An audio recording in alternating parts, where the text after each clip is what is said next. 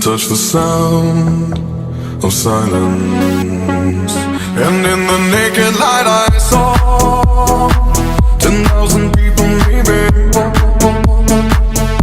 People talking without speaking, people hearing without listening, people writing songs that voices never share. And no one dared disturb the sound of silence. Fool said, you do not know. Silence like a cancer grows. Hear my words and I might teach you. Play my arms and I might reach you. But my words, like silent raindrops, fell and echoed in the wells of silence.